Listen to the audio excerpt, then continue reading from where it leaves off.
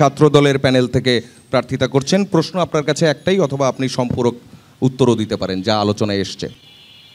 ধন্যবাদ যমুনা টিভিকে আজকে আমাকে এখানে আমন্ত্রণ জানানোর জন্য, এবং আমার আশেপাশে যারা আমার প্রতিযোগী আছেন তাদের জন্য শুভকামনা এবং ধন্যবাদ জানাই। কথা শুরু করার আগে একটি কথা সংক্ষেপে বলি। গতকালকে যে ভিপি নূরের উপর যে হামলা হয়েছে, আজকে আমরা ডাকসুকে কেন্দ্র করে এখানে আসছি, সে হামলার তীব্র নিন্দা ও প্রতিবাদ জানাচ্ছি, ন্যাক্কারজনক হামলার।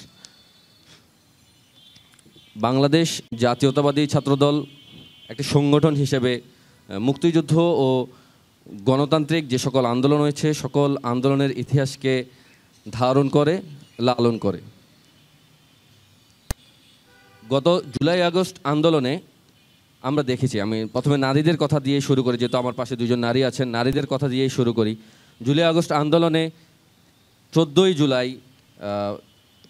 জুলাই টিএসসি থেকে ভিসি চত্বর পর্যন্ত নারীদের উপর যে ছাত্রলীগের যে অমানবিক নির্যাতন, এবং 17 জুলাই বিশ্ববিদ্যালয়ে কফিন মিছিলের উপর জানাজার উপর যে হাসিনার আইনশৃঙ্খলা বাহিনীর যে নির্মম অত্যাচার, তখন আমাদের নারীরা সেদিন 17 জুলাই বের হতে না পারলেও হল থেকে তারা প্রতিবাদ করেছিল।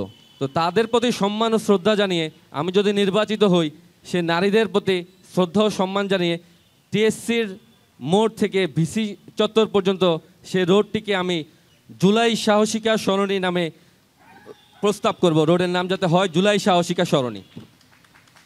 আমরা জানি বিগত 16 বছর আওয়ামী লীগ বাংলাদেশের মুক্তিযুদ্ধের ইতিহাসকে দলীয়করণ করেছে, একপাক্ষিক একটি ইতিহাস তৈরি করেছে তারা।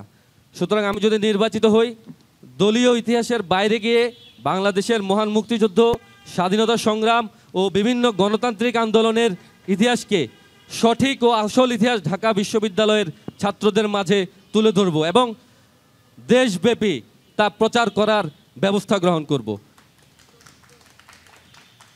আরেকটি কথা বলতে চাই, আমাদের এই যে সামনে ফুলার রোডের পাদদেশে বাংলাদেশের স্বাধীনতা সংগ্রামের ধারক ও বাহক, স্বাধীনতার ইতিহাসের ধারক ও বাহক যে ভাস্কর্য, স্বাধীনতা সংগ্রাম ভাস্কর্য, সেটি একটি পক্ষ 5 আগস্টের পরে সেটি ভাঙচুর করেছে।